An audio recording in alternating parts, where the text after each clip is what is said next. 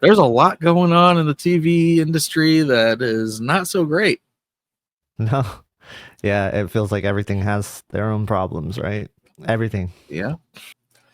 So before anyone goes kind of crazy right now with what you're seeing on the screen, obviously we all know the C5 does not compete with the S95F. That's not the point of this. This is just to have something to have on screen for you to look at while we talk. The S95F is basically what I'm going to use as reference material for right now. It is fully calibrated. It tracks, pretty much perfectly. And the whole point is to compare how the C5 is out of the box. And when I say out of the box, I mean literally you set it up. It's ran for 24 hours at this point, had a couple of comp cycles. It is not touched other than just, putting it in filmmaker mode, turning off eco and so on. And it's not even updated. So this is the original launch firmware before the fix. So the whole point is what I want to see. How bad was it before the Dolby Vision fix? See if anything changed with HDR10, because if anyone's been following this, the C5 and the G5 have some low luminance issues, and there was an update that everyone's pretty much happy with when it comes to Dolby Vision, but it hasn't done HDR10 yet. So obviously going through a splitter, I can't have Dolby Vision on the LG and HDR10 on the Samsung. That's fine. I have a Fire Cube set up to the LG if I do want to check out Dolby, so we might do that depending on time. The whole point for this is to kind of just go over the state of the industry and why are we launching TVs that have, major issues, and why do we have to rely on firmware updates, and then see what happens after I update the LG. We're going to check out a few of the harder scenes in dark content in HDR10, then do an update, see if anything gets better, gets worse, and so on. And obviously I know everybody wants the G5, and trust me, I wish this was the G5 sitting here. But the 55-inch apparently is not launching until the end of next week, hopefully. Right. I don't know. Who knows, right? And if you're asking, well, why not get one of the other sizes? Well, one, budget, and two, the S95F that I have is a 55-inch because I'm going to use it as a monitor. So I would like to have the same sizes. And really quickly, let's just clarify that we're not comparing the C5 to the S95F for competitive reasons. It's just it's just there right now. It's like we're just looking at what's going on with the C5 pre-patch or pre-firmware. So yeah, it's basically just, if you bought a C5 out of the box, how does it compare to a, the S95F is, after calibration, very close to reference. So coming out of the black is very good. Color saturation coming out of black, very good. And that's kind of the focus. We're not looking at brightness, where obviously the S95F is going to be way brighter than the C5. But when it comes to darker scenes, that's what the focus is, because that's really where TV companies should be focusing on, is how do we get the darker scenes to look better? Because this is going to probably shock some people who don't realize this. The average display luminance, or ADL, of the majority or average of all HDR content that's out there is less than 10%. Meaning if you count every pixel of every HDR content that's out there, it's around 8 to 15%. And I think like the overall average is just less than 10%. Like HDR content is so much darker on average than people realize, that you can literally look up Excel sheets that have metadata from like a whole bunch of Dolby Vision HDR content, and the average luminance is in the single digits. Really dark content is much more common than really, really bright content. And the TV manufacturers can't market that, but they can market 2,000 nits, 3,000 nits, 4,000 nits. I would like to see a push towards fixing the foundation of your HDR image, because HDR means high dynamic range. The easy way to think of that is decimal points. 0.001 nit to 0.01 nit is the same as going from 100 nits to 1,000 nits. Like, it is all contrast based. It's all code values. And from 0 to like 200 nits is the majority of the code values in HDR. Everything above that is a highlight that's very rare compared to everything else. So yes, having bright, highlights is very nice, and we do want that, but not at the expense of everything else. And that's been a trend in the recent years. And that's really been what I've been pushing for years, is can we get the lower luminance stuff better? Lower luminance color, lower luminance gradients. The G2 and C2 were really good, at least for WRGB. And then the C3, G3 come along and kind of regressed, and then the G4 kind of fixed it. The C4 did not, and it seems like we're taking steps back in low luminance again. The G4 did improve on the G3. The G3 had significant issues near black, HDR10, Dolby Vision, whatever. The G4 did have improvements. It brought it closer to what the G2 was, but I would say HDR10 on the G4 still had posterization in darker scenes and so on. But in Dolby Vision, it's not that Dolby Vision is better. It is not that. It is that on LGs, they happen to have additional processing, additional dithering, additional techniques that they're using in the Dolby Vision picture mode that masks some of the issues that you see when you are streaming lower bitrate content. So that's where the G4 did very well, and for the most part, it's distraction-free for most users. The G5, and this is the C5. Again, this is pre-update. We're going to do the update in a little bit and see what happens. They seem to be suffering from some of the similar issues that the G3 had. I'm going to, again, focus a little bit here on some darker content. Obviously, this is like super stressful, streamed, dark content that's going to expose problems on like everything. But we're going to look for anything that stands out more so on the LG. So like right there, can you see how there's that like outer, like here it's a little bit smoother, but over on the LG, it's a little more defined in that ring. So that's kind of what we're looking for in the darker content. Like it's not as smooth, and you can see like a yellow ring to a red ring to a, sorry, the focus just messed up there for my hand. It's okay. So that's kind of what we're looking for. I did want to point out that this is also not as big of a deal as some people are making it out. Some people are making, sky is falling, don't buy it. I'm not saying that. I am saying that there is a little bit of regression. It's a little bit of criticism. I would like to see improvement, not steps back. With a G5, the G5 is an excellent TV. You can, it's not ideal, but you can just force everything into Dolby Vision if you have an Apple TV or something like that and not have these problems, and you'll have less overall issues if you do that on a G5. Now, again, that's not ideal. Ideally, you should have correct HDR10 and Dolby Vision where you should have it, but it is a workaround in the time being, and I fully expect, because the Dolby Vision did have problems and then they sent out an update that fixed the Dolby Vision, I would expect LG to be able to do the same for HDR10, but I'm not going to say buy the TV, thinking that's going to happen. Let's hope for that to happen, but either way, the G5 is still an excellent TV. The C5 is still a really good TV, but it has problems, just like the Samsungs have problems. We can call out problems without saying that it's a bad TV. They're all really, really good TVs. Like, that's the main thing I want to get across here, is there's a lot of people that think just because you're going to call out an issue that you hate or hating on it. That's not true. The A95L has some issues. There are still people to this day buying brand new A95Ls that have T-Con failures. It's an issue. It should be criticized. That does not mean the A95L is a bad TV. The Bravia 8 Mark II. It's a very, very expensive, probably best bedroom TV. But that said, it might win the shootout. It, has a strong shot of winning a darkroom TV shootout. But it's only $55-65, and it's very expensive. Is that going to appeal to a lot of people, especially when the gaming features are really behind the times at this point? There's a lot more to a TV than just how it looks. Yeah. So no, that's well said. Well said.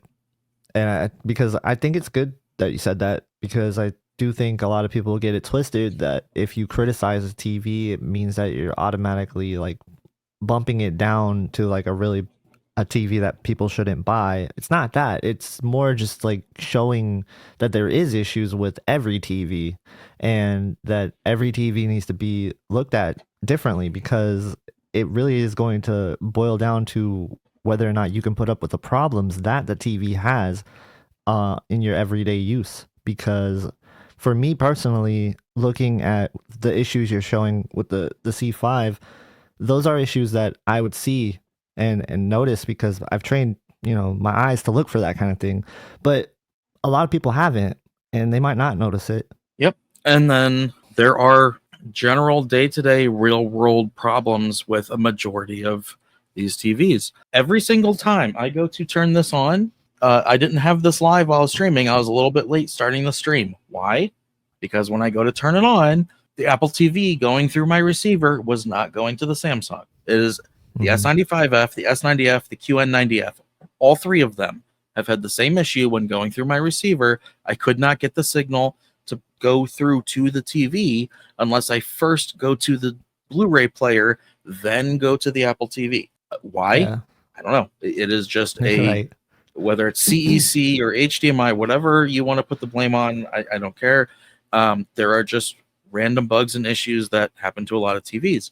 I know, like, particularly with Sony, that when I had the A95L, and I've seen firsthand with plenty of Bravia 9s and so on that I calibrate, there are a lot of, like, just general usability bugs and issues. For some people, they work fine. Other people, they don't. The G4, you know how hard when it came out, like, had problems with HDMI 2, which is the eARC port, and a lot of people had that problem. It sucks. Yeah. Now, I was saying, do you know how hard it is to connect your Sony remote to an Apple TV sometimes? It just doesn't want to work. Like, I can never get it to control the Apple TV, but other TVs, I have no problem at all. LG, no problem. Samsung, no problem. But for some reason, Sony just does never want to control my Apple TV. And same thing with CEC issues for me. Like, and it could be different for other people with the different brands. Yeah, and for me, my family uses Apple TV. Apple TV, let's point out first, is not the best video file streaming device. Okay, so if you're after like the best image quality with the most accurate display of video, it's not the best option. But there's no ads. It's easy for most kids and spouses and so on to navigate and so on. So that's why we use it. So with my Apple TV remote, the button above the volume, I guess that's a TV picture, whatever they call this button. I hit that twice, everything turns on, and it all works on the LG. When I come back here into my studio and I hit that button twice, nothing happens on the Samsung. Nothing in here seems to work. If I plug in the LG, it works. So again, like, it is just weird little things like that. Sometimes people have issues with, say, a certain sound bar with a Sony that they don't have an issue with on an LG, but then someone else could have that same sound bar and have no issues at all. Yeah, 100%. I still can't figure out CEC and how it works to this day, why it has problems sometimes and doesn't other times for other people. And it's a flawed system, clearly, and it's just not always working. I 100% understand marketing needing something that they can market to the general masses, but I really wish all TV companies, this is not singling any one of them out, I wish all of them, and I know personally a lot of the engineers at these companies care about these things too, and they want the same thing, but sometimes it's not up to them. But like, can we get the foundation right? Can you imagine like the amount of returns they would save if people could buy a TV, bring it home, and hook it up, and it just turn on and work with whatever device that they have? And yet we're having problems with flagship TVs that cost many thousands of dollars, where people who know what they're doing can hook up to their system and things just not work. Yeah. ASBL. So a lot of people always confuse ABL and ASBL. ABL is just the restriction of brightness as the level of brightness gets over a larger area of the screen. That's something you're not going to control. ASBL is the dimming over time. And yes, it would be nice to be able to just have some kind of setting, even if it gives you a warning or, whatever about it, just turn it off. LG still has that in the service menu, but it's at this point with the C5 and G5, I haven't tried using a certain particular program that lets you get in there. Sony's never given you access to it. So if you're watching really bright sports and you have your SDR turned up all the way, it's not going to hold that brightness for very long. With Samsung, you can go in the service menu, toggle one setting, and then it will not dim. Maybe there should be a user menu and an enthusiast menu and then the service menu. Something like that. I do understand, obviously, locking certain things behind a service menu. It's also why, like, I no longer really want to give service menu advice on the Samsungs to people, because there are so many people who could easily mess something up really bad. It's really hard to get people to watch a video and really understand what they're doing when it comes to that. If you want to reiterate the whole thing with the Anna Peak too, like how that has changed. Yeah, I mean, it as of recent firmware and or models, it no longer works, but it does work if you know where you're going and you know the new name of the new setting. But it still causes issues that most people will not know unless they can measure and know how to measure, and that's another very long discussion about like how most people will measure, you know, even if they measure everything that they understand to measure, but they don't realize that that's a very small fraction of what can actually be measured or what the display can show. And the majority of the time they're just measuring at one APL level, not multiple. You know, you can run a color checker SG and a, you know, 10% saturation sweep and luminance sweep and, you know, have, you know, a couple thousand points of measurement. It's still only a fraction of what is going to happen. And this is one thing I've seen that a lot of people who are enthusiasts still don't get. Doesn't matter how pretty your chart looks after a calibration.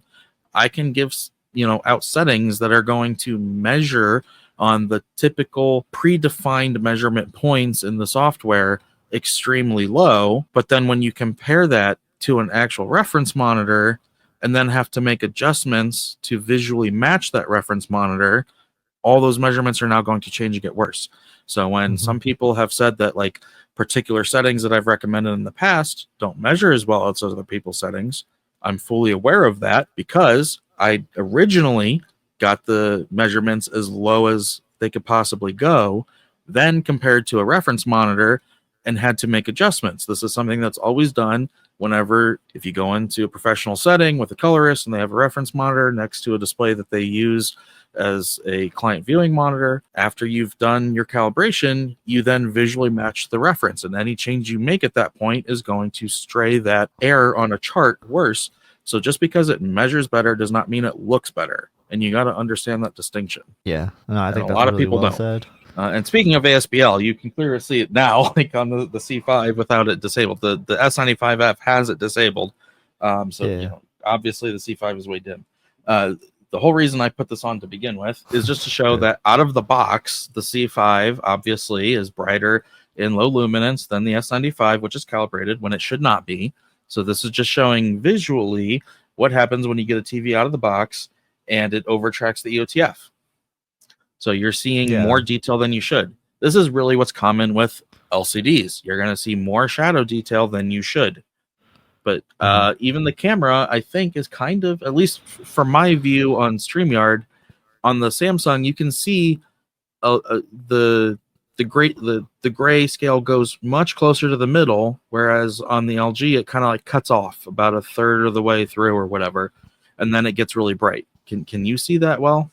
I don't know how that's going to come across on YouTube, but like it goes from too dark to just too bright. Whereas the Samsung is more smooth, and that's how it should be. It should be smooth all the way down to black. It's hard to see for sure, but you can somewhat see it. But like, yeah, it's going to be definitely harder for people to see on the stream here. Yeah, so now I'm going to go to the same thing, but in color. That's really important that you pointed that out, though, about the LCD TVs, you know, showing a little bit more shadow detail than it should be showing, because a lot of people assume that LCDs just have better shadow detail. In many cases, that's not true. I'm trying to overexpose the camera here, but it's kind of the same thing where we see on the Samsung, it's a smoother out of the black. It's a smoother gradient up through the red in the dark.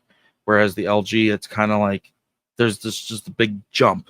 And so that's an indication of what's going to cause some of that posterization. If we see this on all the colors, is where it goes from, you know, dark to a big jump in bright. So yeah, this one's definitely a little bit harder to see. All right, and then now on the green, so again, I don't know how this is coming across on YouTube, but for me, so I need to turn it up brighter, as you're saying? Yeah. So what it looks like on YouTube is that like the C5 is flashing green. All right, can we see that now? A little bit better. Give it a second to... Yeah. All right, so do you see how like some of the random numbers are darker than the ones before it? How it almost looks like a keyboard almost? Yeah. Like a piano keyboard?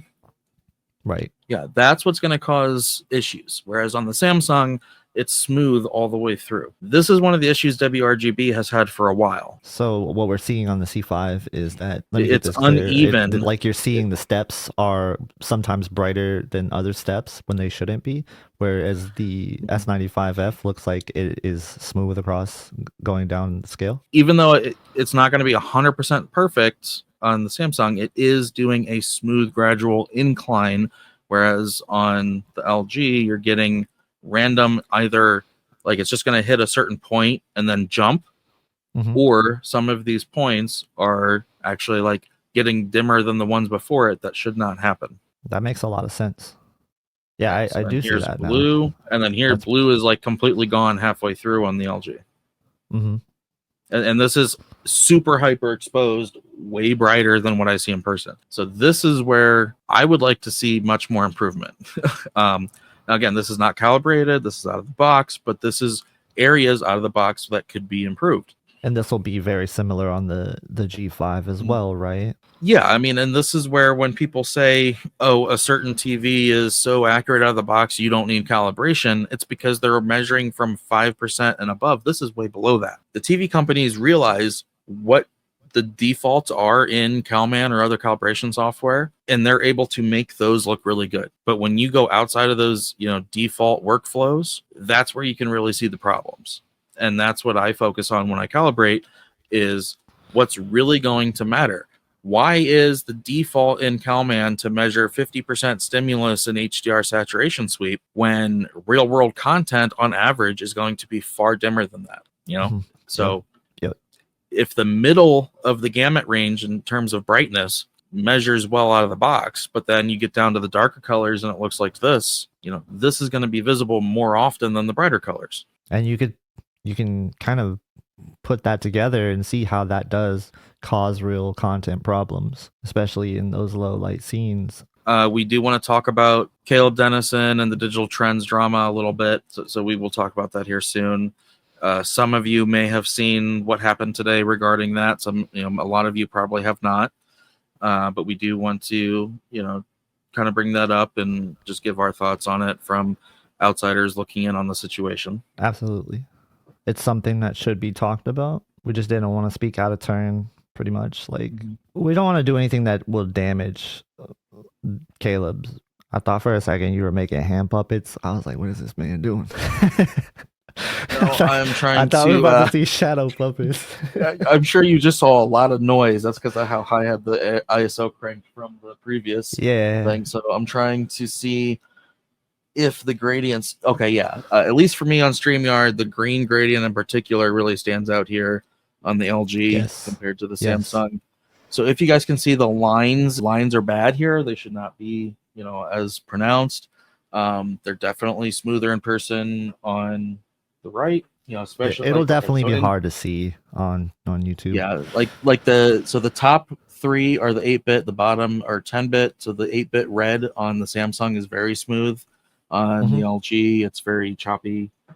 This is another area that, again, we need to really start seeing improvements. And it also brings up the thing. So I saw a video from a real world creator that does a lot of high production, like Disney and Marvel and stuff movies. I would encourage a lot of people to seek out this video on Twitter or X. It was very interesting and very worthwhile to watch. About 2 hours long, and it explains in a lot of detail the difference between SDR and HDR, what it actually does, and why on the creative side they don't really care for HDR and they would like a new standard. Was the video you sent me?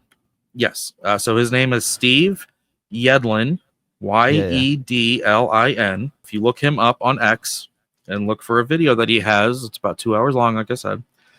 He was putting on a presentation for other creators. And one of the points that he pointed out was that a lot of people think that, HDR is better because it's 10-bit. No, HDR is 10-bit because it needs 10 bits. Because of the way PQ is, when you are talking about the range that's most commonly used in real content, if you lay SDR 8-bit down code value per code value and how bright that is compared to HDR and 10-bit, they're almost identical. And this is why, if it's done right, if it's done correctly, the matrix transform from SDR to HDR, all content should look identical except for purely highlights. And if you have outlier colors like neon signs or something that happens to be wide color gamut. Outside of that, there should be no difference between SDR and HDR. And then even when it comes to the color, there's no reason why BT 2020 can't be in SDR if that were, chosen to be allowed, essentially. Like, you can have SDR BT 2020. If you have a Lumigen or a MadVR processor and you have a projector, that's what happens. They convert HDR to BT 2020 SDR. Raptor Buddy, yes, it is a video called Debunking HDR. Yep. It's very informative from the creative side, and it shows why the TV side is trying to make HDR seem like something that it's not. The problem with HDR is that we see with our eyes in relative contrast. HDR is absolute, meaning when it's graded, it is graded for a dark room purely, and it is not meant to be changed. SDR can be whatever brightness you need for your environment. It is relative. So if you were to look at a box of cereal in the daylight and then go into a room with a dim room with like one lamp in the corner, you're still going to be able to see that box of cereal because your eyes are going to see that object with relative contrast to the environment that you're in. The way that HDR is graded, you can't do that. You can't watch HDR accurately in a bright room and be able to see anything that's going on. And then when it comes to raising the EOTF for a bright room, there's no gradual change to be able to adjust that to a room. You're subjected to, like on the Samsung, you can turn on active dynamic tone mapping. That's kind of it. Like those are your options. On the LG, you can turn on dynamic tone mapping. Maybe you go into Cinema Home. That's about it. Whereas with SDR, you have an entire slider of brightness. You have gamma changes. You can adapt the content to your environment better. That's why creators who understand that content does not need to be more than 200 nits, aside from the occasional highlight here and there, they want a relative based format to replace HDR. They want to be able to continue what they do with SDR, and then in the occasion where they want a bright highlight to go brighter than what they have for what they call their scene white in SDR, just be able to burst that highlight up, but that's it. But be able to adapt that content based on where they are, where you are, and the environment. So I really like that he got into the whole thing with the bandwidth issues that it presents too, since it's such a big format and there's a lot of wasted space taking place, and so you have issues with the actual like streaming of it. Yeah, that's one thing I want to get David McKenzie on here for, because he is a compressionist, and he can better explain the whole how content is compressed and then delivered through different formats. And one of these days, when he has time and I have time or whatever, we'll do that. But basically from that video, what it was saying is that 10-bit HDR streaming content is limited to a certain amount of bit rate. So let's say that's 20 or 30 megabits per second. If you were able to use that 20 or 30 megabits per second for 4K SDR, you could have more information than what you have currently with HDR the way that it is. Right. But they limit SDR. The streaming services do. Yep. They bring it down to like, 15 or less a lot of the time. Yeah. Sometimes even way less. The screen is dark because I'm trying to change to some other dark scene content real quick. Yeah. If you see the screen go black, we're still here. We just don't want to get copyright claimed or something. And again, this is not a picking on any particular brand. This is all the major companies have like 2 or 3 things that if they fix those 2 or 3 things, everything would be near perfect. But instead of fixing those couple things, they're worried about, obviously, again, because of marketing and the bean pushers and so on at companies, what can they try to get more sales out of? How can they get more free channels that the average consumer can watch, that kind of thing. So once he walks through this room, and there's the fire in the room, then that's where some problems can happen with posterization and along the back wall inside this room. Like after calibration, pretty much all the major premium and flagship level OLEDs are more or less the same, or within a tenth or 2/10 or whatever. But out of the box is where some improvements really could be made. But here you can definitely see the ringing and posterization around that flame on the LG. At least I can see it on the StreamYard. Hopefully across YouTube you can see it. You can see it. They both look like they have some of it, but you can definitely see the C5 has that separation where you can see the ring clearly. Yeah, I can say in person on the Samsung, I don't really see anything at all. The camera is definitely making it exaggerated. Cool. That's good to note that you can mention that, because that's what people have to listen to. Don't pay attention too much to the screen. I mean, it's obviously there and you can see it. But listen to what Classy's saying, because he's going to tell you exactly what he's seeing. Like, so do you see how as I change the exposure, it really changes where it is on the screen? Like, I don't want to blow out the flame too much, but if I do blow out the flame, you can see how the Samsung really is like a lot smoother, and there's a lot more rings on the LG. Right. Absolutely. And like, so this is also known as color banding to a lot of people. So or posterization. Yeah. So they'll be familiar with that. Maybe you're familiar with it as color banding. So now I will say that this is on the LG pretty typical of what I expect to see on them. It's not egregiously worse than I've seen before.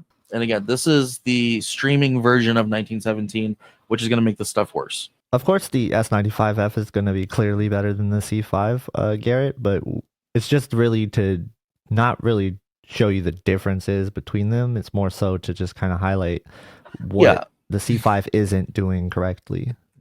Yeah, again, let's just ignore what the image on the right is and just consider it very close to reference. And the image on the left is what the C5 is out of the box and where improvements could be made. And again, I could put any other TV here out of the box and say, here's areas where improvements need to be made. But there's a lot of talk right now specifically about the G5 and C5 and their HDR10 low luminance performance. So that's kind of what I'm focusing on. Again, this is before the firmware update. So we're going to check again after the firmware update. Yeah, that's really cool that you can do that. So this is a particular scene where like the A95L really struggles. But the A95L is still a really good TV, even though it struggles in this particular scene.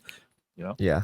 Even though the Samsung is doing better in low luminance stuff and it's very close to the reference, it's still not perfect, especially when it's streaming. Like if this was the disc version, it would be less noticeable because on a higher bitrate disc, there's better masking of these problems in low luminance. Is color luminance issue that bad on S95F and a reason to or deal breaker to buy? I personally would say no. I think that the workaround works well enough for 99 point whatever percent of people, and that's just following a settings guide. If you're willing to go in and make a few settings changes, you can get it to where it will be more than fantastic for most people. Only the most extreme, I would say, end of the enthusiast who can really see that the issues at that point will be bothered. And then those are the ones that should get it calibrated with the service menu, which is only going to be a handful of people that are able to, experience that, which kind of is unfortunate. For the S95F, for the most part, I don't think many people will really notice this issue. Once you do the workaround, I think it's going to be good enough for most people. And I was talking to Classy about this. You're not going to be able to really tell unless you kind of know the content that you're looking at.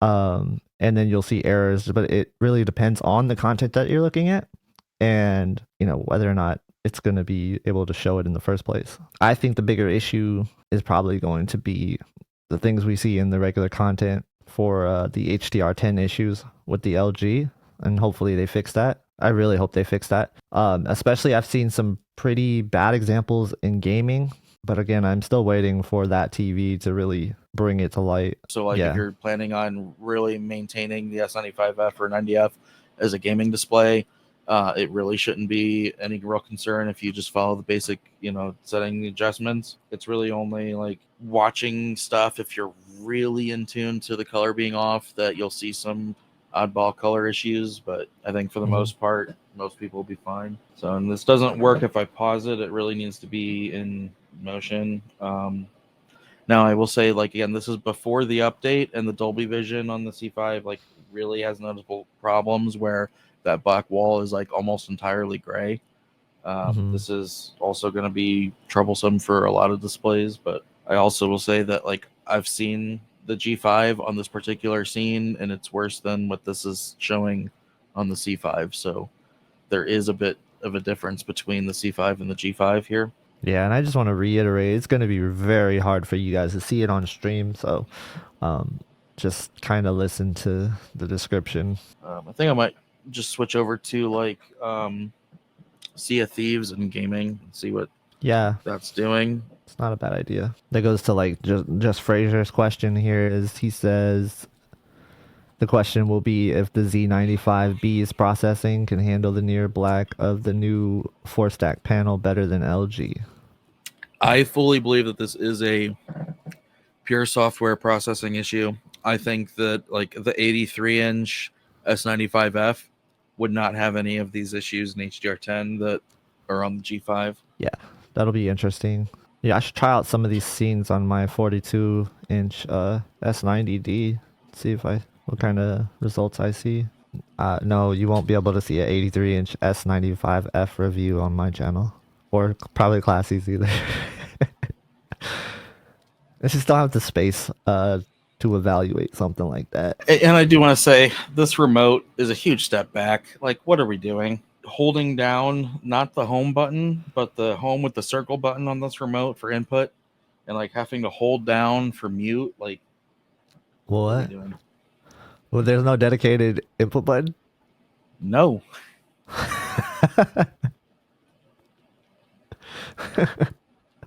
Haven't you learned? What the heck? This is like, I don't know, man. That's so weird. What are we doing here?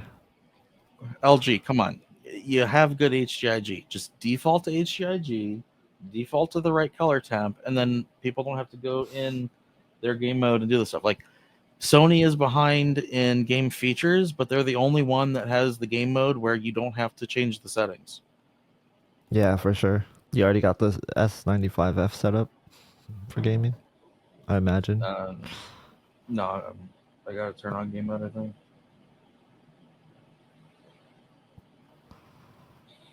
You ever have problems with the ALLM on there? Like, I do. Auto is not, I never use auto. I always use on or off.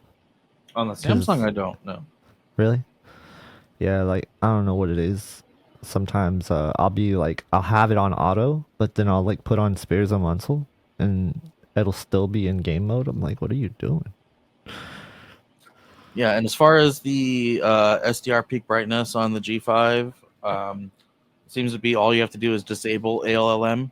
It'll still detect that it's a console and put it in game mode anyway, so it's like a pointless feature.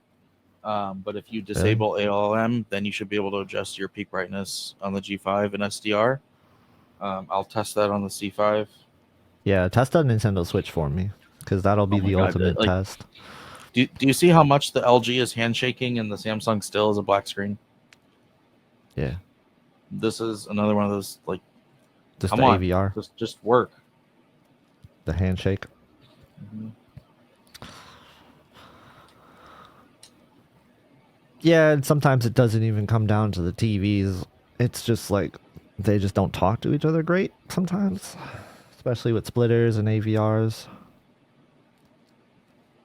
Okay, well, let's see if auto was the reason why. Sometimes it can be. I think my splitter doesn't play nice with auto. So about the Kaleidoscape, yeah, I saw it.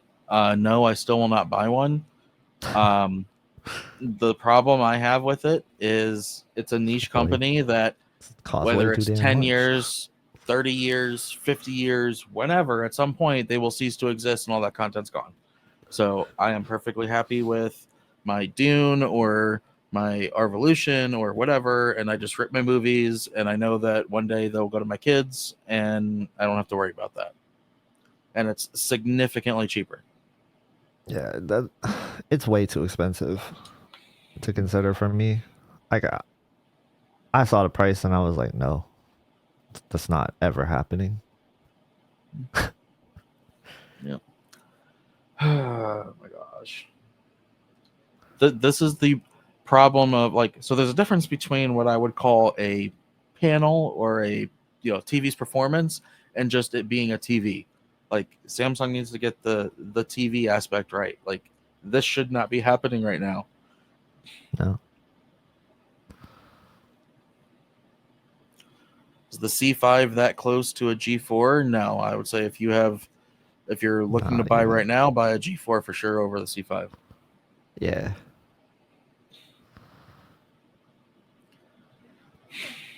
Come on now. Maybe. Nope.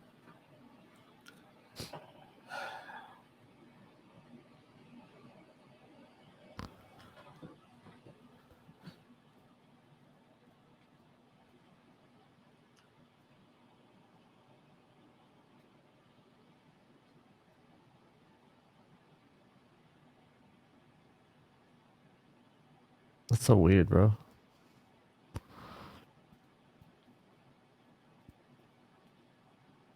Yep, so right now I'm trying to toggle the receiver to get it to handshake again. Yeah. See if that works. I want to point this out that you had the same issue on the QN90F. It's not specific to the S95F or the One Connect box. Yeah, and the S90F as well. Yeah. It's just, for some reason, they don't want to talk to each other. Now the Samsung is trying and the LG is stuck. Okay, now the LG beat the Samsung. It's like a race. Oh, God. Well, guess you could always just show it on the C5.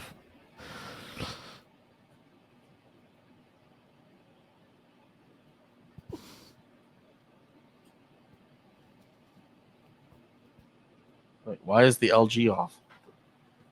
That was weird, yeah. There it goes. I was like, you turned off the Samsung and the LG went out.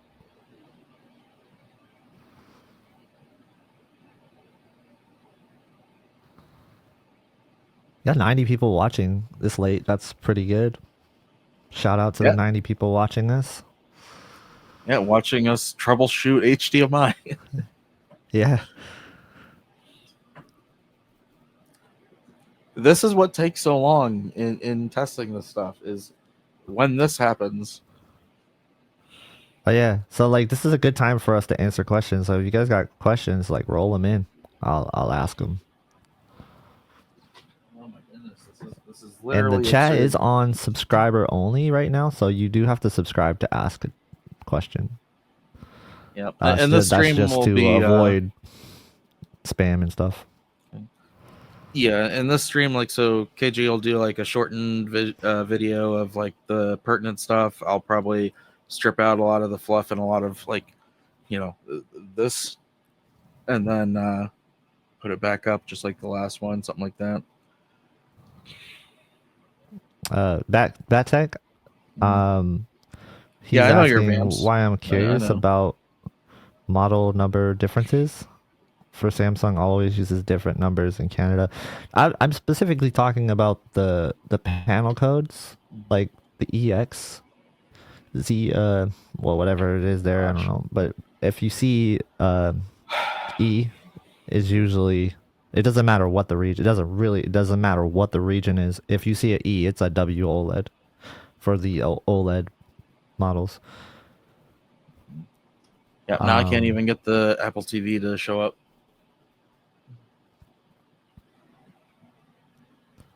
But maybe that's just the case for Canada. We'll have to see. I'll look at what their models were last year and if they had the same thing. But I don't think it did.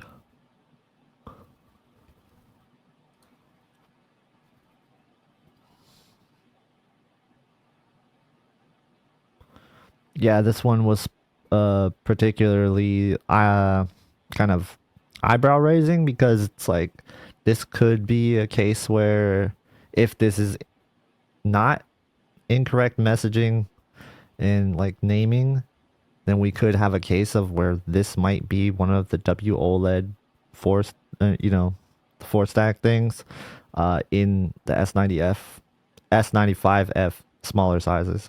So if that's the case, that would be kind of cool to see, but also kind of weird because Samsung's never done that. They've always used QD OLED in their flagship, for 55, 65, 77. But since they're doing it differently with the 83-inch because they have to, maybe that opens them up to being like, okay, in certain regions, maybe we'll just do this. They'd have to kind of go with the 4-stack in that case because otherwise it's not going to match spec. You're not going to get a regular W OLED to match spec.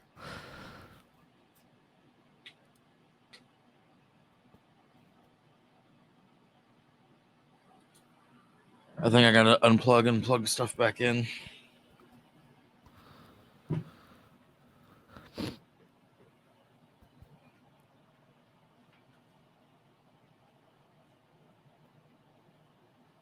It's a quad box. I've never heard of a quad box. I don't know what that is.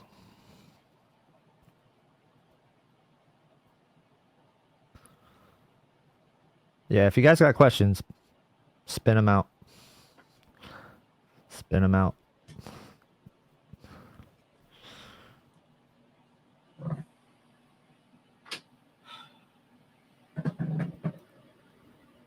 Okay, so I unplugged HDMI from the Samsung, plugged it back in. It detects Blu-ray. It should detect it as a home theater device, whatever, but getting somewhere. Yeah, there's really good deals on the S95D right now. For sure. $900 off of a 65-inch S95F is a great deal, though. Bad tech. That would be pretty nice. All right, now let's try going back to the Xbox. 65 inches, the perfect size for gaming. It's pretty good. I remember jumping from a 55 to a 65. That felt really good. But once I went to a 77, it was like, that was it right there. That was probably my peak fun when I had gaming on a 77 inch, like when I was right in front of it. All right, there we go. Hey, it works. And when it comes to other display issues, so I have a client who has a G4 that I calibrated for. He's the only one I've ever heard of have this issue. When he was playing on his PlayStation, certain games, so the Indiana Jones game and Call of Duty and another one or whatever, couple games, whenever he would load the game, it would say low latency if he had the game bar up, and then it would black screen and then come back, and then low latency would be off. The image would be dark and blue. Yep. No reason why. Those That's games, he had to factory reset. Then it seemed to be okay, but at that point he lost his calibration, so he just got a new TV at that point. Returned it because he didn't want it to happen again. Like, the weirdest random things just keep happening to these new displays. That is weird. There's a lot of people with the G4 who, when they get it calibrated, if it was calibrated with a 1D LUT or anything uploaded to HDR, then when they're watching certain content, it will get put in its native panel state with motion interpolation forced and dimmed down, and then they have to toggle picture modes and toggle dynamic tone mapping or do all these weird things to try and get it back. That's all these horrible. TVs just have bugs and issues.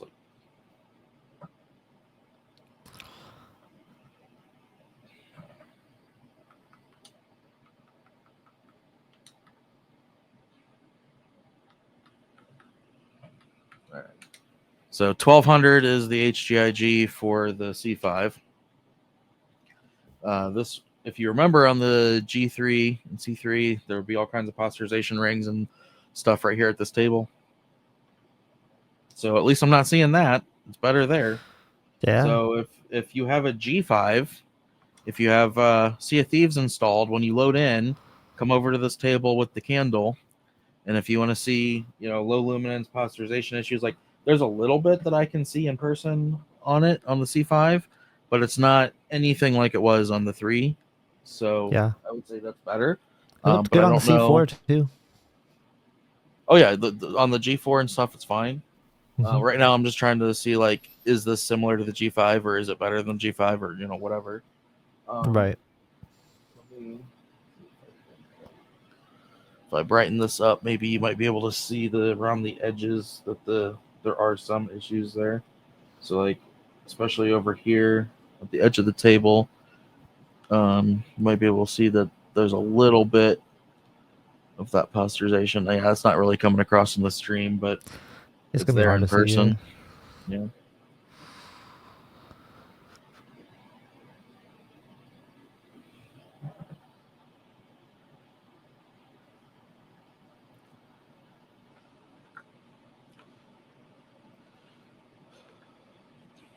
How's the color? Do the color test. You know, going in and out of game mode with the color. Yep. First, let's turn that down. That sounded aggressive. My bad. I was like, do it. I'm just kind of excited to see it because I haven't done it yet.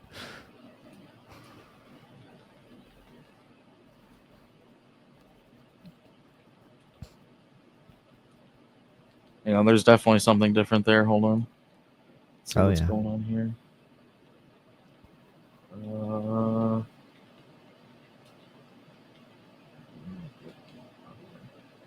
My goodness, go back.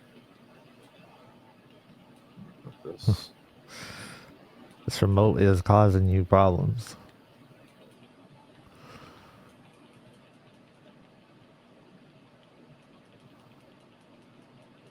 Are you trying to make it similar to HGIG?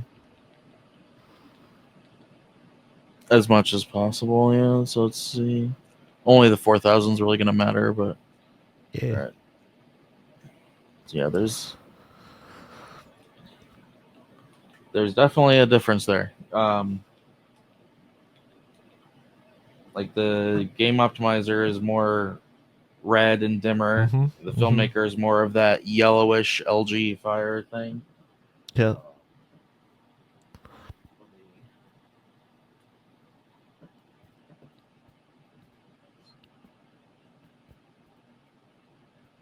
I figured they didn't fix it.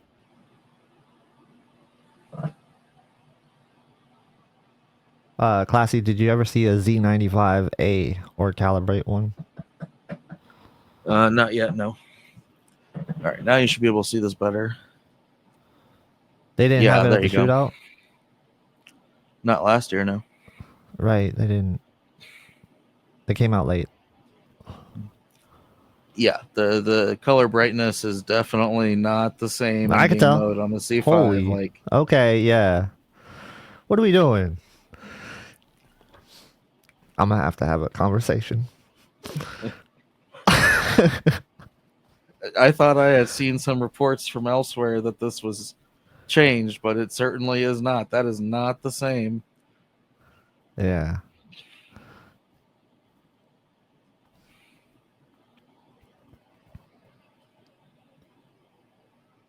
So I guess I'll be making another video talking about this issue. And people say it's not a big issue because you can just use ALLM, and it's like, I get that, all right? I get that. Even but if you the majority of people who buy a TV and put it into game optimizer mode, this is what they're gonna get. It's the additional problem is, look at the Samsung, which has the same level of red and color that this has, yeah, but with this level of brightness without going yellow white. Right. So that's another issue, yeah. If you had the S90F here or the S90D or whatever, because this is set to 1200 nits, like that's the trade-off you're making to go with this. You would have the combination of that color with that brightness. That's a good point.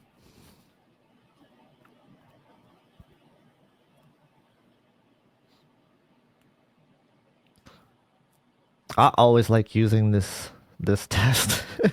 This is like, I'm never gonna get sick of coming to this fireplace. And just for a little extra, this is with it turned down to the 1200 nits for the C5. Now, if I turn this up to the 2300 for the S95. Oh, okay. So you're nerfing it. You were nerfing it.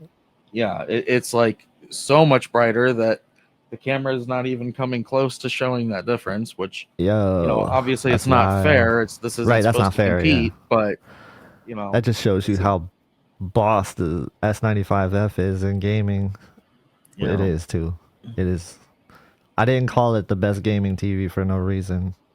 Yeah, and from what I hear, again, I want to test it and see what happens with the G5, but I hear that it went from launching at 2500 HGIG, which was under tracking, so that they updated it to be 2000 for HGIG, which would fix the tracking, but now it would be technically dimmer than the S95F. Yep. That's what I heard too. I don't know. And like you can see how blown out that sun is and how much dimmer. Like it's not even close. Yeah, and this is a really good example of like if you have your HGIG like way too high, if you have your system settings way too high, you can't even this is what see you're gonna that. get. You can't see the details of the sun at all. Look under the clouds. You can't even make out this whole thing right here on the C5 right, the background perfectly. Yeah, you can't see it at all. So, yep. Yeah, so that's the difference that going up to flagship level will make this year for gamers over getting the premium model. And the S90F would slot in the middle of these. Like it'll definitely be better than the C5 and a little bit under the S95F, but yeah. For sure. I guess we gotta separate, I guess, for the S90F and the 8 Mark II, like something between premium and flagship. Yeah. That's going to be an interesting one. All right, I might as well go to SDR and just see what happens. Hey, man. Should I download Expedition 33? Oh, I love that game.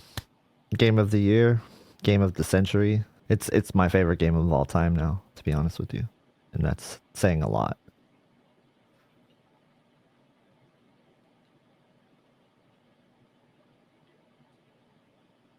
Okay, so dynamic contrast is on by default in SDR on this. What? Peak brightness. Okay, it looks like it's in clown mode right now. What's going on?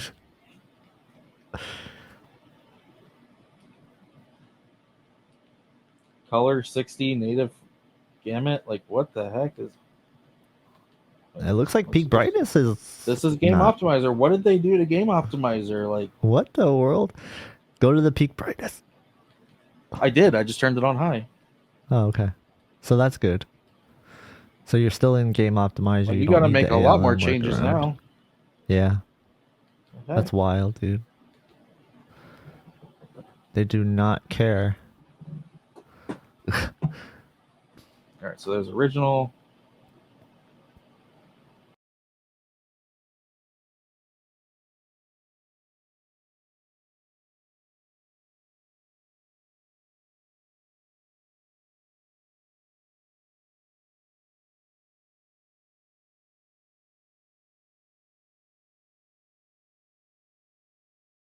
All right, yeah. So this is max SDR brightness on both.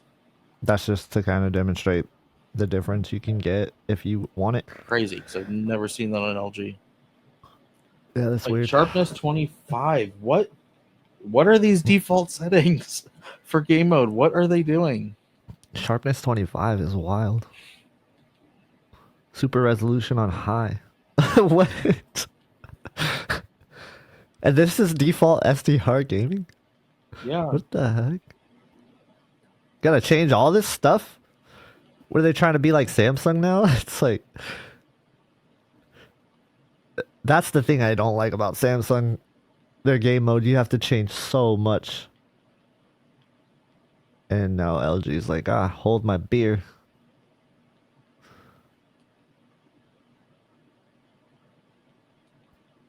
It'd be wild if like There we go. Now it's grayed out. So yeah, so it's like if ALM is off, you can change peak brightness. If it's on, you can't. But if you change it, then turn it on, it will still be on. Wow. Or change to whatever you set it to. So theoretically, it should work with the Nintendo Switch now. Yeah.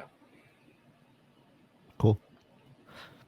I'll believe it when I see it, but I'll let you test that later on, off stream. So the other thing with the Nintendo Switch 2 is it's not HDMI 2.1, it's 2.0, nope. So you can't do 4K 120.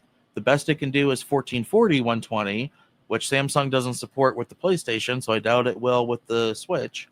So you'll be stuck with 1080 120 on the Samsung.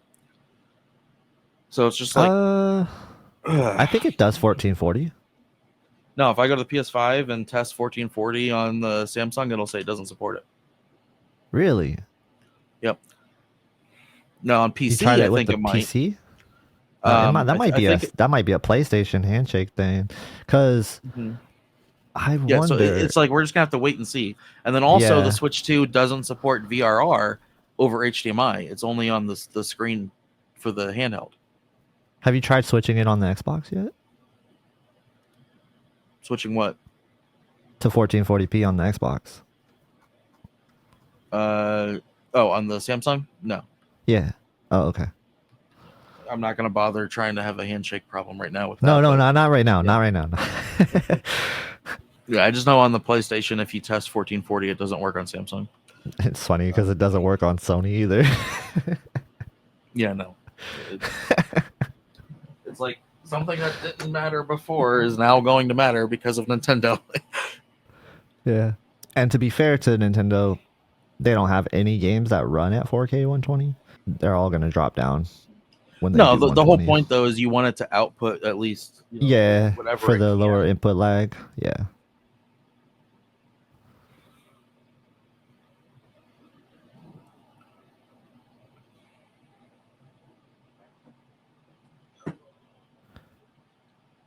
Yeah, and that's kind of the thing. It's like, has it been fully confirmed that it is HDMI 2.0? Because yes, it has. Okay. Yeah.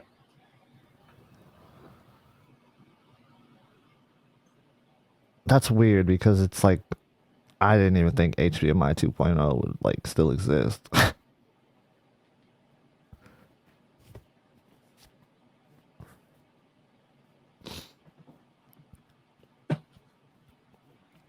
I know it doesn't support out of the box day one VRR unless you're using the handheld.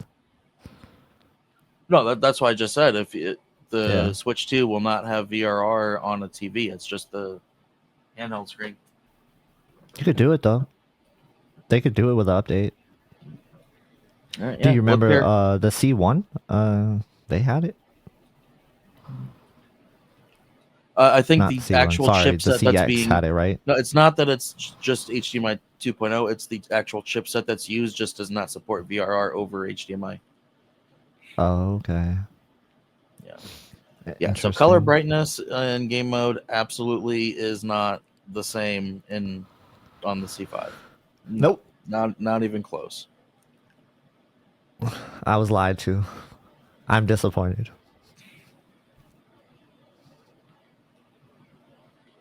I told you, dude. I knew it, bro. I knew it. I was like, I'll believe it when I see it. Yeah, I didn't expect it either. It's the same thing as before, where it's like it has to go to that, like, fire has to be like that yellow color because it leans too much on the green subpixel, or it's way too dim to be red. Like, it can't do both at the same time. This is the same thing that like the G3 had, C3, and then all the LGs before that. This is what the G4 fixed, and then the G5 can do. It can do both at the same time. This is why I can't recommend the C series for gaming. And it's like, and it's crazy that people still call it the best gaming TV. Yeah, it's like with the filmmaker workaround, like you can see where it's still blown out and there's no detail or whatever. Yeah, so it's like, right. You know, you just lose your HDRG, there's a particular person out there trying to tell people, oh, just use filmmaker with the workaround and set everything to 4,000 nits, blah, blah, blah. Well, here's a game that shows that's not going to work. It is not the same.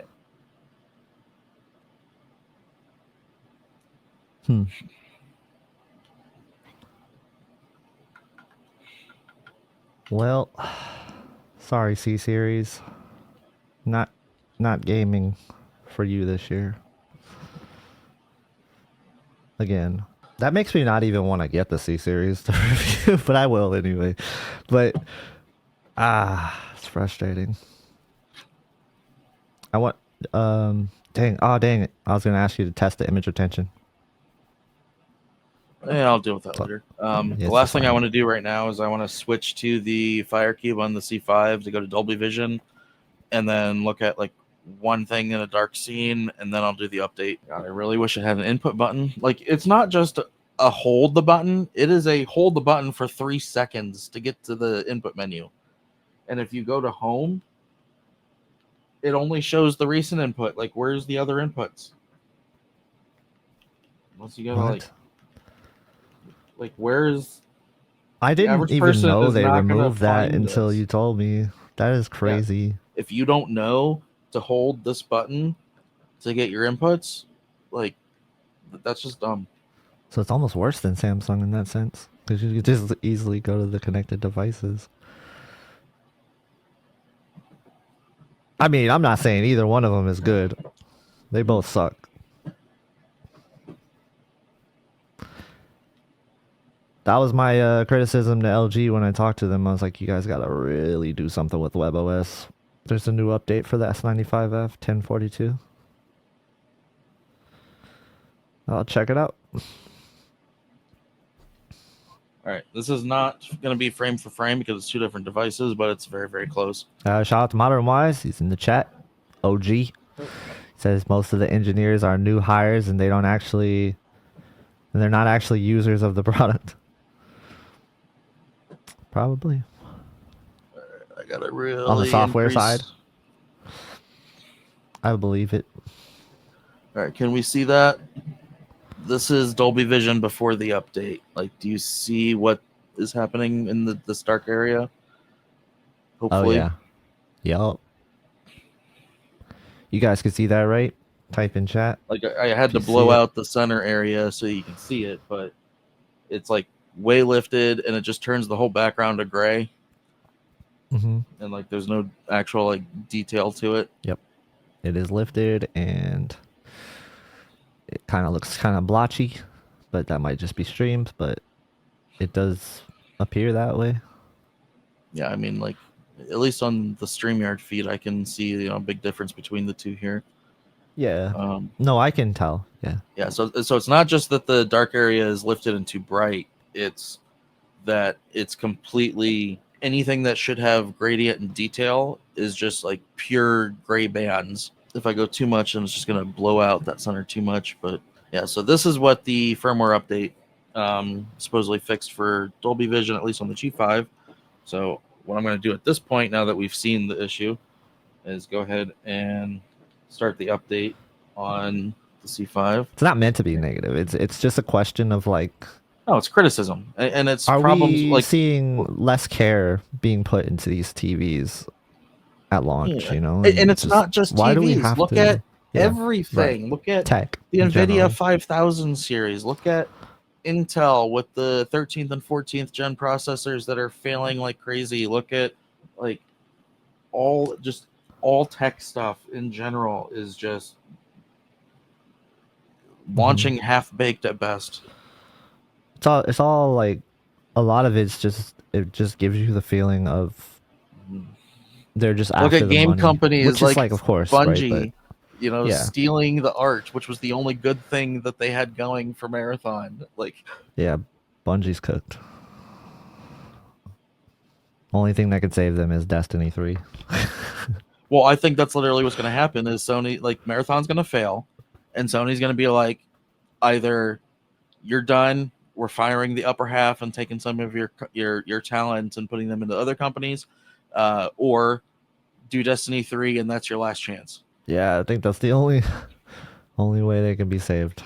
Yeah, and I think it's important to hold the companies accountable, and like that's the thing I don't think a lot of people really understand is that none of these brands are doing it the right way all the time. They do. There's plenty of them do it good, like a lot of good things, but each TV has glaring issues, and I would even say that some of these TVs have issues to the point where if you care about certain issues, you can't buy that TV right now. So EP, no, there has not been an HDR10 update yet. So what I'm doing on the C5, which I think that we can kind of say at this point, the C5 has similar issues to the G5, maybe not as bad.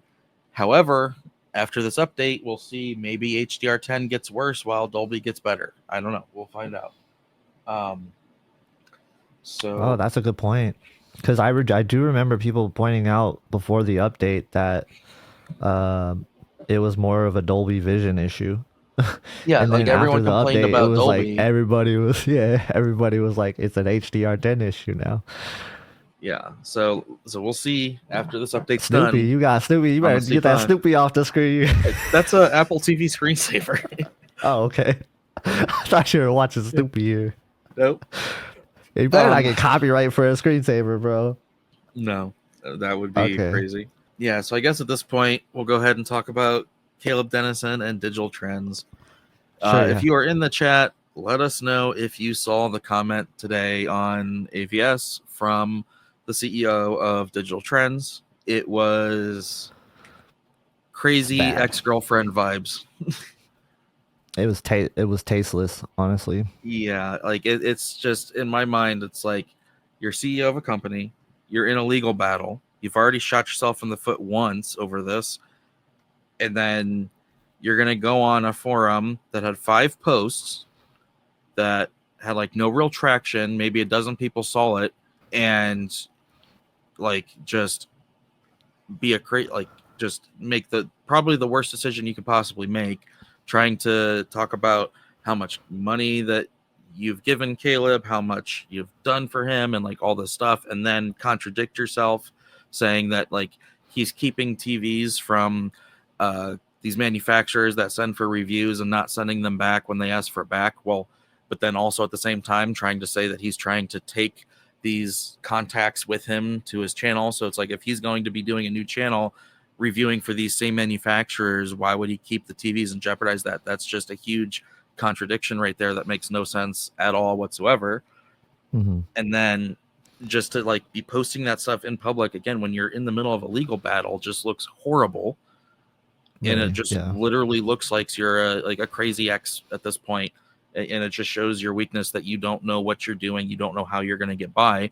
Like if your entire business was carried by one person of talent, that's on the CEO's fault if they leave and then that company fails. You should have been spending your time not resting on your laurels, finding more talent. Like every other publication, when someone leaves, they can still continue on the rest of the talent that's there and find new talent.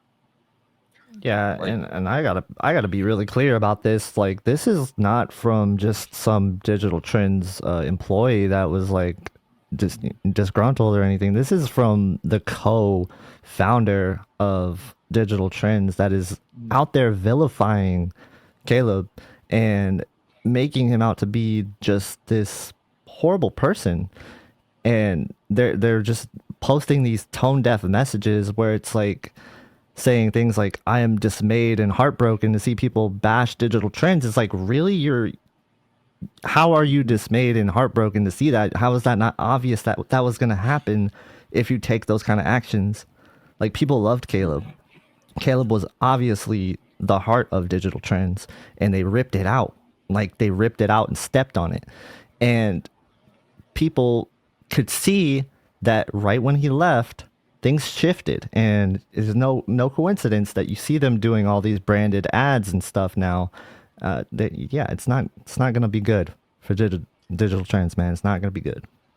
Yeah, it's like the first, when Caleb left, there was 2 options there. The option that they took, or just let him go, wish him the best, put on a good face, try to get, you had the audience still, but because of their actions going after him and because of what they're doing, you've just shut off any of the audience that's paying attention. You've just shot yourself in the foot. You no longer have a chance. So if people are losing their jobs at your company, it's not Caleb's fault. It's your fault. Yeah, no, for sure. And the thing is, I don't quite understand how they can't just let him go. You know, I that's the part where I feel like most companies wouldn't be afraid to just let him go and let him do his own thing. He's given the company so much. So why not just let him go, do his own thing? I think people would have more respect after that for Digital Trends if they were just like, all right, man, best wishes. Even did like a little tribute video or something if they want to, or even like just a nice post, which they did a nice post.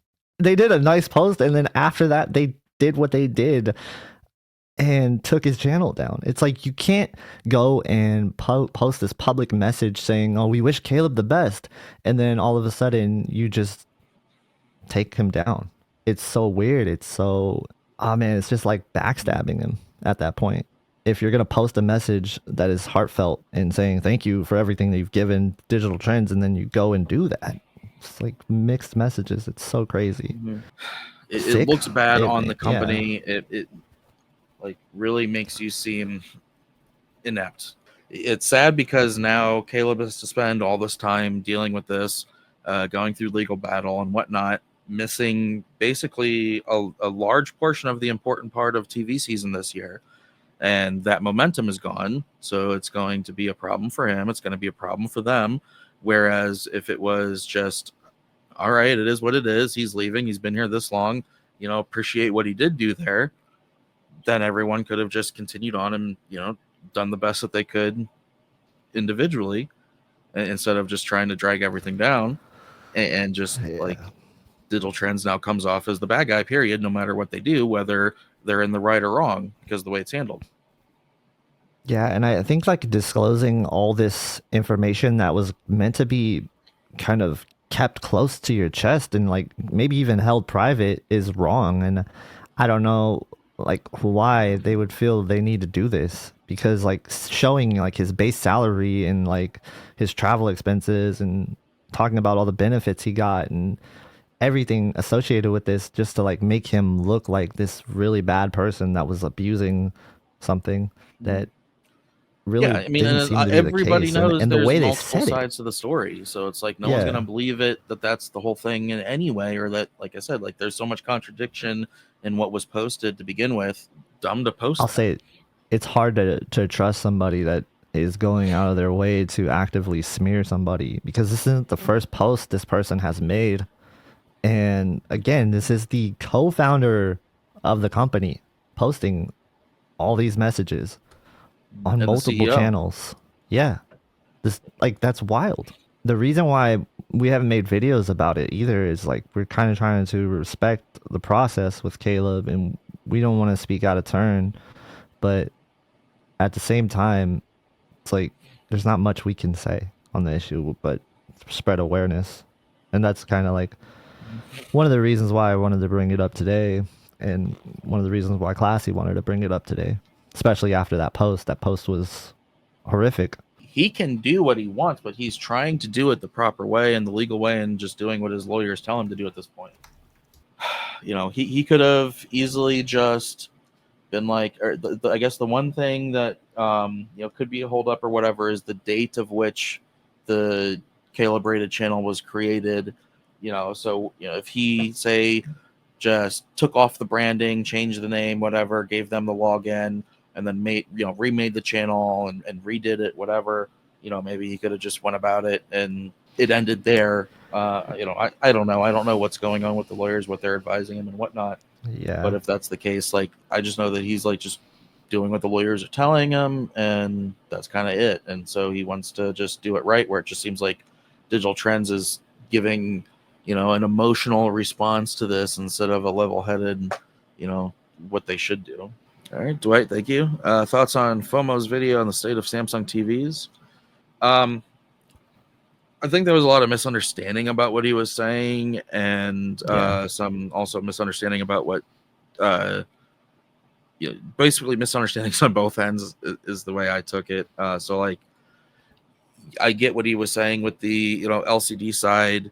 It does seem like they're just kind of focused on what's going to be more profitable, and that doesn't necessarily mean highest end performance. And I don't know, like we're kind of seeing regression in the 90 series from them. Whereas with the S95, I do see a software, processing improvement over even like the S90. Kind of goes back to though what we were talking about last time we did a stream. Is like processing to people means different things. So it's very subjective when we talk about processing. He could be talking about motion. He could be talking about color luminance. He could be talking about some posterization issues. Like we are seeing a little bit more color banding, like in game mode, for example. A little bit. And so, like, I did talk to him, and he was saying, like, he was talking, about what we were saying about the color luminance, and that is a bit of a backstep. It is, an issue that hopefully they'll fix. So it's, but the word processing to a lot of people means a lot of different things. Yes, so that's the thing I think a lot of people might get confused or caught up on. For the rest of it, I agree with a lot of it. Yeah, I mean, like the whole thing with the LCDs taking a step back, and we've kind of seen this, right? And it's been obvious for the very long time that their focus is on OLED TVs. Their focus is on OLED TVs now. About 3 years ago, they shifted it to this. So I first noticed it when I was at CES, and I saw how much they were trying to push the OLEDs to us. And then I also saw in their marketing how I was mostly only seeing OLED branded marketing instead of Neo QLED. So it was like their budget to marketing shifted tremendously towards OLED. And it's clear that they're putting their research and development into OLED over the Neo QLED side of things. Because I do think they have higher margins on Neo QLED. And they also know that it's a solidified thing and people are going to look out for it and assume it's already good.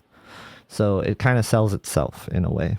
Samsung LCDs and Samsung QLEDs specifically, right? It's a brand that's kind of established itself. And so they don't really need to market it that heavy. They don't really need to approve upon it. It's as simple as that, really. I think that you'll see them push OLED even further. Yeah, I mean, the area where I would disagree is, so while like Samsung Display, obviously, new panel, that's a big upgrade for the QD OLEDs this year. But I wouldn't say that the Samsung Electronics team is just, sitting on their hands doing nothing. They definitely made changes and stuff too. Right. It just depends on, what you get out of that video and how you take it versus how he meant it. Yeah, I know, and say what you want about the screen coating, right? It is an improvement over last year. There is improvements there from last year. So while a lot of people might not like it, they have approved upon it. They are processing, to me, seems better. Again, processing is very subjective. Thank you for the super chat. FOMO said QD OLED will be phased out soon. I mean, that's speculation. QD OLED is still the best current TV technology for consumers. Will it be phased out soon? I mean, people have been saying that about OLED in general for a while, and yet that's not happening anytime soon. So yeah, I mean, there's technologies around the corner, but soon is an interesting word because what does it mean? Do you mean how soon? Because soon he could be right. Soon it might be phased out because they are working on other stuff, but I don't think anytime soon. I don't think it's like really close. I think next year you're going to see QD OLED, and I think the year after that you'll probably see QD OLED. And I think Samsung Display is going to keep iterating on it and improving it year to year. All right. So after the update with Dolby on the C5, it definitely changed. There's not quite as much detail as there is on the S95F, but again, that's calibrated. After calibration, the C5 should be a lot closer.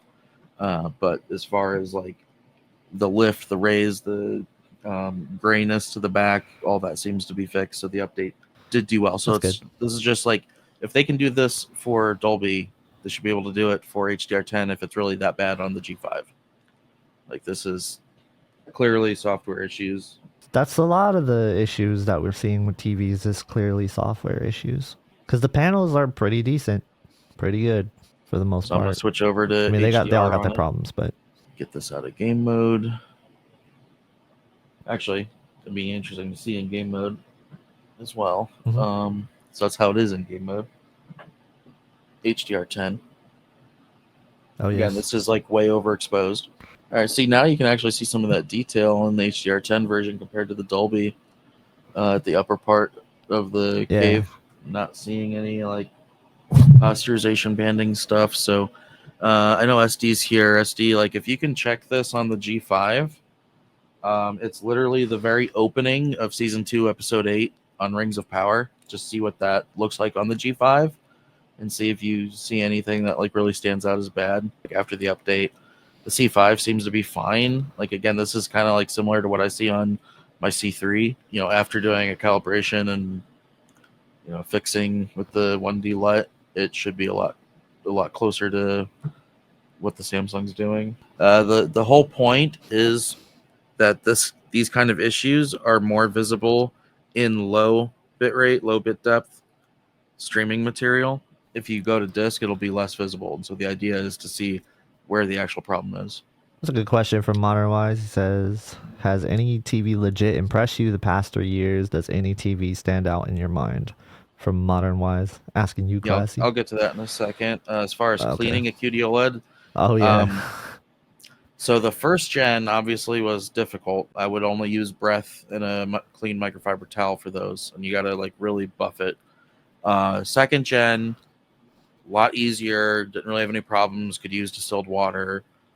The S90F, surprisingly, left some of that blue residue again on whatever coating they're using on it. The S95 doesn't have any problem at all because of the coating that's on it. You can clean it, no problem. Just use distilled water and microfiber. Yeah, I mean that's a reason to get the S95F. Sometimes, kind of. I honestly do think like the S90F is a pain in the butt to clean. It's very similar to the S95B, in my opinion. Cleaning it. Yeah. Wouldn't you say? Like, yeah, for some reason, whatever is different with the 90F, it's harder to clean again. Whereas the C and the D was no problem. Yeah, breath and a very fine microfiber is correct. Yep. And like, if you have like, let's just say someone walks by and opens a can of soda or whatever, someone sneezes, something really sticky gets on there.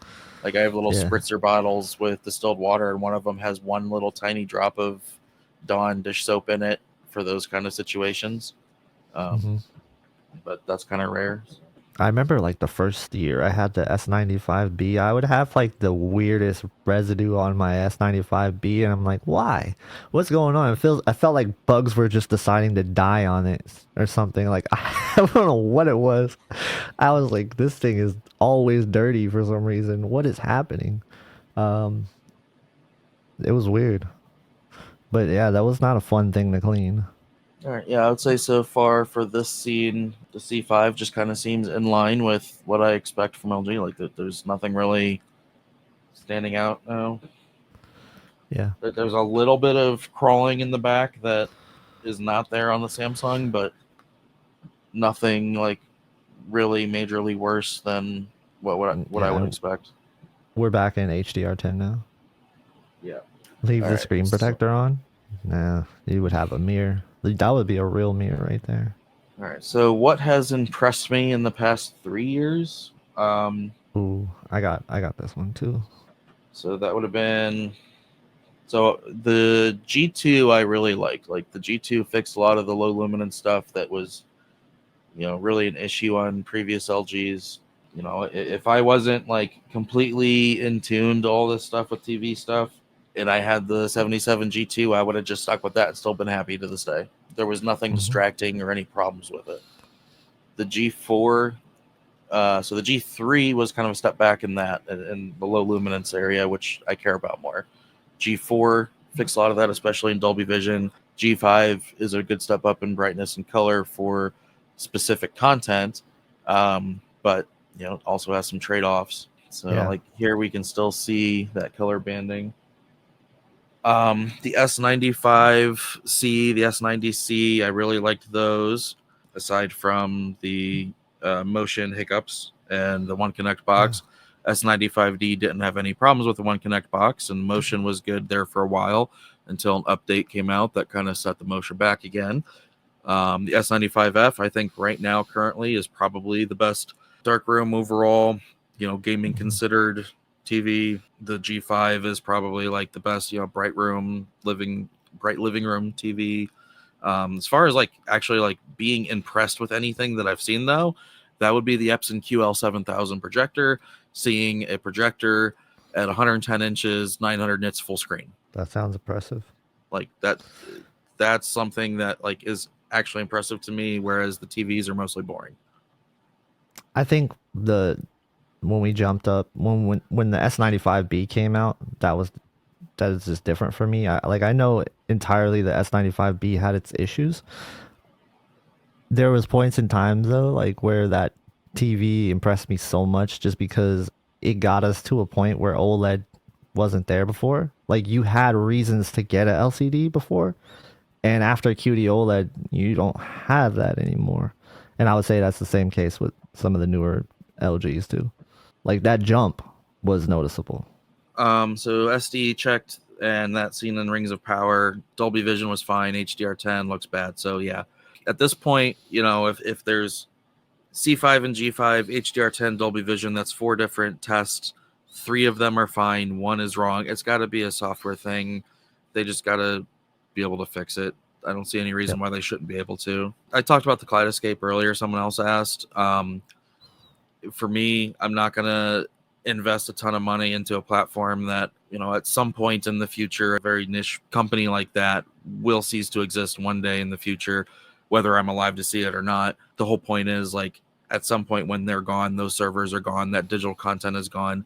There's also digital rights being changed all the time. So maybe they pull movies and then you can't download them anymore, whatever. I can buy a movie, rip it, put it on a Dune player, have a couple hard drives backed up in a closet, and then, 30 years from now, give those to my kids.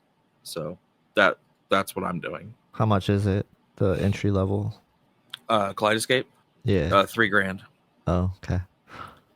It's not that. And that's bad, for I guess, but 500 gigs of storage, so you can only store 5 movies at a time.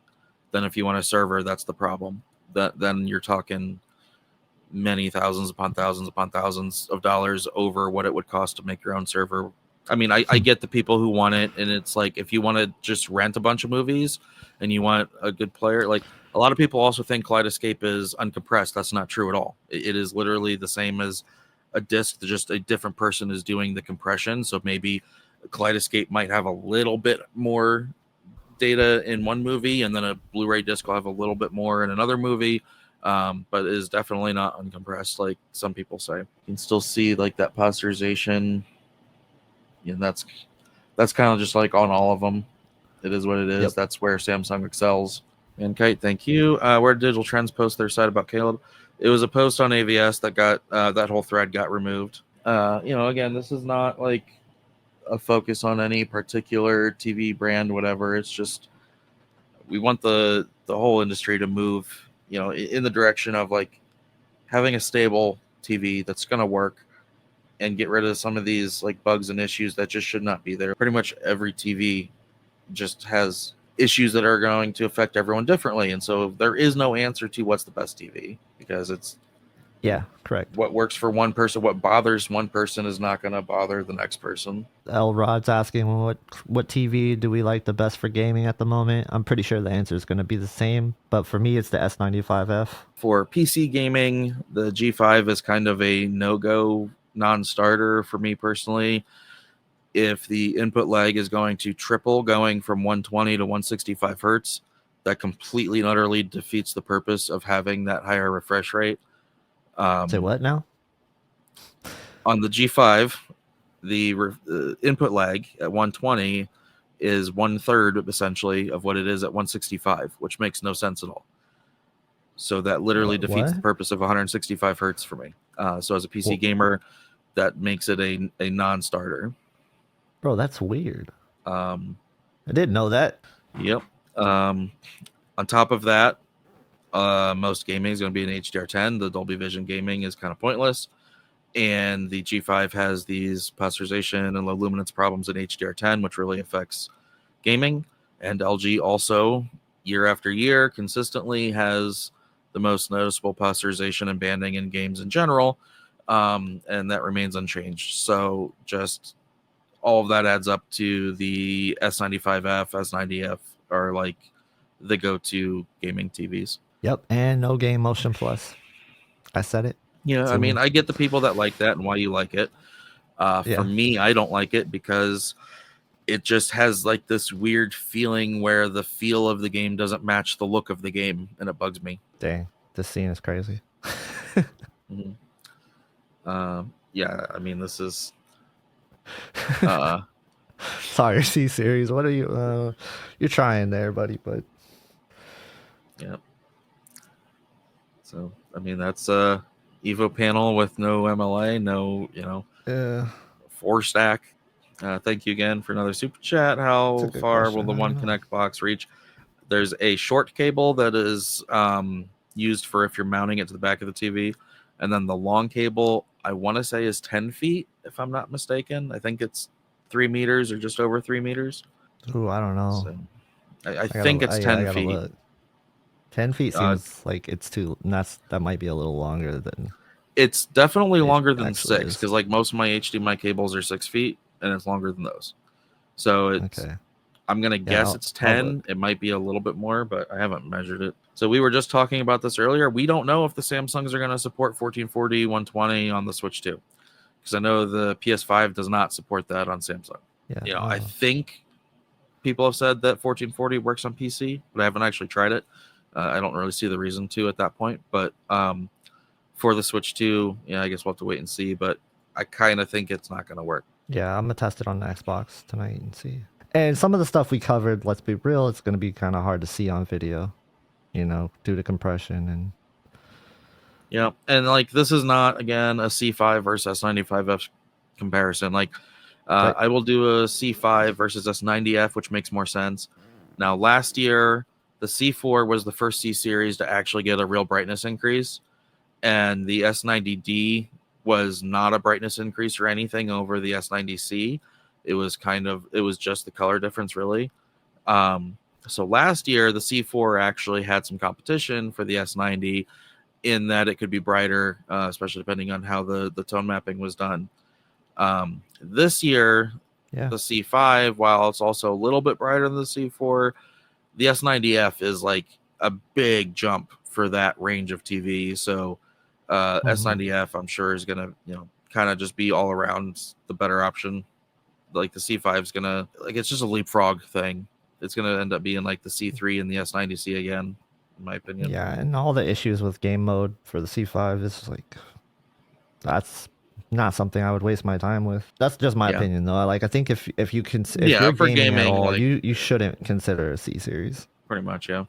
It's like, yeah, you can game on it, it'll be fine, but we're at a point where you're just better off with getting the S90. Because there are so many times, like you were just showing like the C5 next to the S95F, but I bet you in that same scene, the S90F just looks almost as good as the S95F right there. You know what I mean?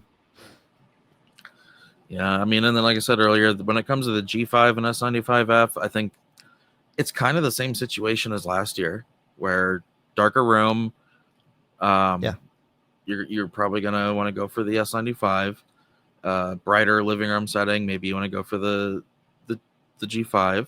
You know, especially if you don't like if you have lights hitting the screen itself. And then when it comes to the 83-inch, it's going to be interesting to see if the 83-inch S95F has any of the HDR10 issues that the LG G5 has, which I don't think that it will.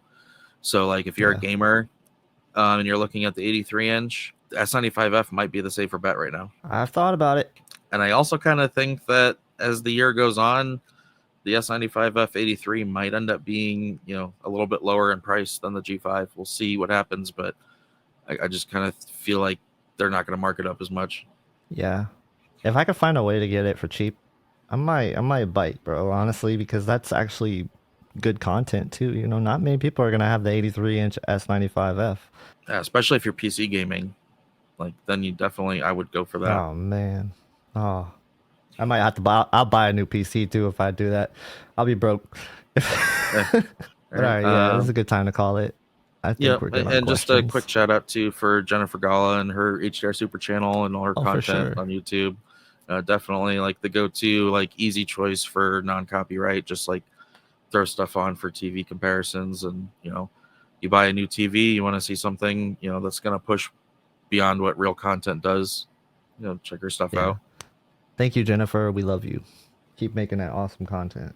Yeah, and this year I think is like the year where the flagship OLEDs really separate from the step downs. For sure. Obviously, there was a difference last year, but like this year, that gap is getting bigger. If you want the brightest of mini LED, LCD TV brightness, but in an OLED, the S95F and the G5 are bringing it. Oh, for sure. Yeah, the S95F has impressed me so much. So I can't wait to see the G5 next to C5. All right. Thank you for having me, Classy. Yep. Thanks for coming on and chatting, and thank you everybody for listening and watching. I will have more settings videos here soon. I'm going to be on vacation the first week of June, and basically from like Memorial Day until like the 10th, I will be gone not doing anything. But after that, I'll try to get back to stuff. I guess on that note, we'll see you guys later. Have a good one, everybody.